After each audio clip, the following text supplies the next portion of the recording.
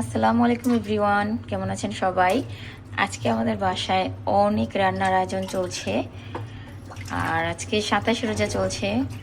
আলহামদুলিল্লাহ, দেখতে দেখতে রোজাগুলো চলে যাচ্ছে আর ঈদের দিন সামনে চলে আসলো।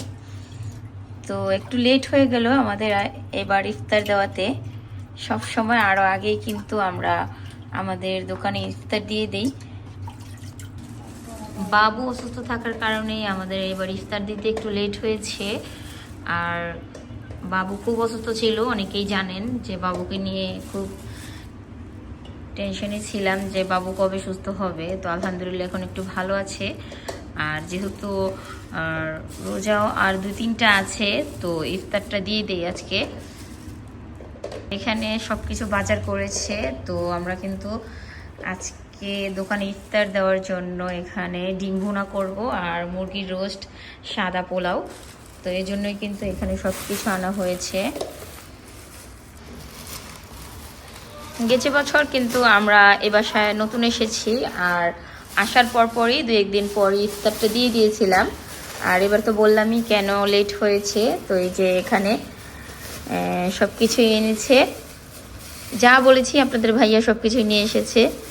তো আজকের রান্নাটা হবে আলহামদুলিল্লাহ, দেখি কেমন হয়।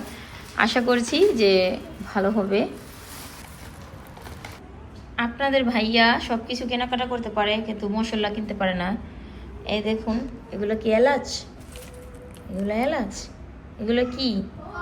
এই এলাচ তো রান্নাই করা যাবে না। কেমন এলাচ, ছোট ছোট, একেবারেই ছোট।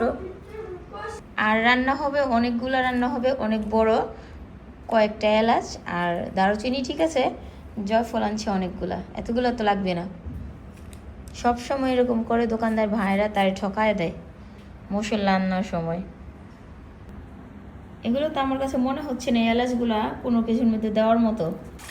রোস্টের জন্য এখন ম্যারিনেট করা হচ্ছে মুরগি। আর এখানে আছে 10টা মুরগির 40টা পিস। আরো বাড়তি দেওয়া হয়েছিল? বাড়তি কয়টা দেওয়া হয়েছে? 2টা মুরগি দিলি। হ্যাঁ, বাড়তি তাহলে 12টা মুরগির পিস। আর দোকানে দিব 40টা, আর বাদ বাকিটা গড়ে বাচ্চাদের জন্য রাখবো। রান্না সচরাচর আমরা কিন্তু সবাই করতে পারি, কিন্তু এক একজনের রান্না কিন্তু এক এক রকম হয়।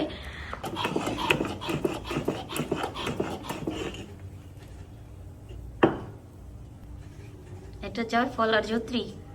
এটা জয়ত্রী, এটা জয়ফল। এই যে এখানে ডিম সিদ্ধ করা হচ্ছে, আর ডিম হচ্ছে 34টা।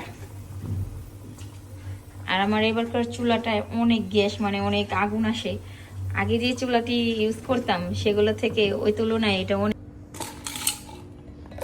কাঁচামরিচ আজকে ব্লেন্ডার করে দিব, আর কাঁচামরিচটা একটু আধ ভাঙ্গা করব।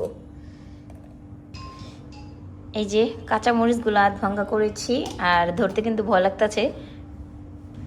রান্না করাটা যতটা সহজ, রান্না করতে ভালো লাগে, কিন্তু এই যে রান্না করার আগে যে পাতিল, বড় বড় পাতিল নামাতে হয়, তারপর আবার এগুলা ধুয়ে ধুয়ে রাখতে হয়, সেটাই কিন্তু সবচেয়ে কঠিন। বড় 2টা পাতিল নামাইছি আর ছোট কয়েকটা রেখে দিছি। এটার ভিতরে কি রাখুম? পোলাও রান্না লাগবে না 2টা দিতে? হ্যাঁ, এই যে রোস্ট রান্না করার জন্য এখানে পেঁয়াজ দেওয়া হয়েছে অনেকগুলা। আর এই যে এখানে অনেকগুলো পেঁয়াজ কাটা হয়েছে। এটা দিয়ে ডিম বোনা আর হচ্ছে সাদা পোলাও রান্না করা হবে। আসসালামু আলাইকুম, কে আপনি? এই যে আমাদের বাসায় একটা নতুন মেহমান আসছে। এই যে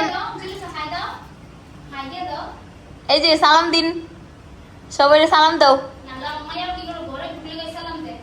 এটাই তো, ঘরে ঢোকার সময় সালাম দেওয়া তো সুন্নত। আর এই যে এখানে রোস্টের জন্য এখন সব মশলা একসাথে মিক্সার করা হচ্ছে। রান্না আমরা সবাই জানি, কিন্তু রান্নার পদ্ধতি এক একজনের এক এক রকম।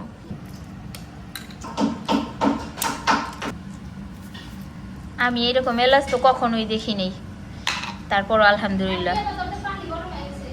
পানি গরম হয়ে গেছে, আইতাছি। পড়ছে। এই এই যে এগুলো আমার আগের ছিল, এগুলো এখন দিয়ে দিই। কতগুলো লং দিও? আমার আগের গুলোই কত বড় বড় সুন্দর ছিল। আচ্ছা যাই হোক, যা হওয়ার হয়েছে। পেঁয়াজের কালারটা খুব সুন্দর আসছে।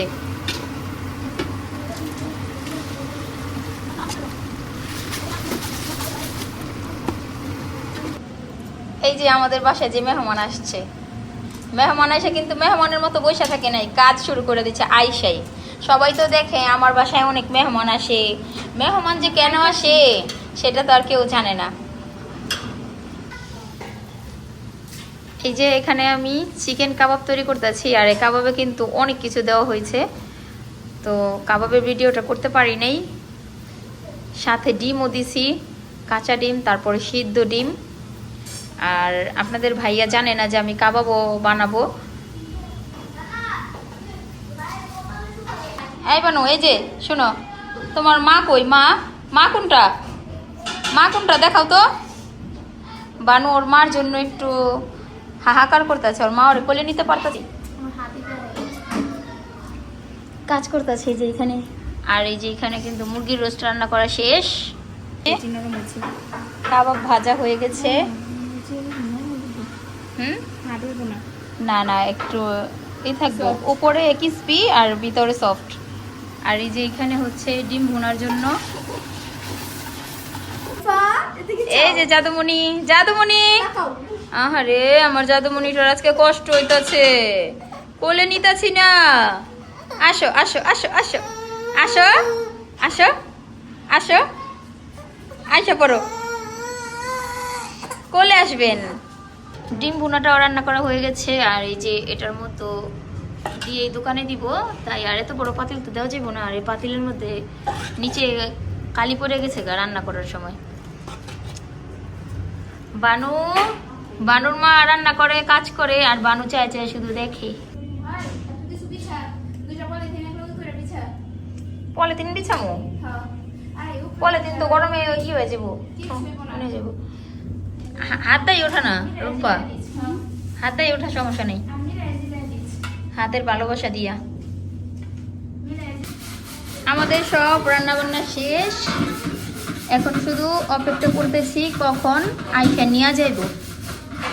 এখানে 5 কেজি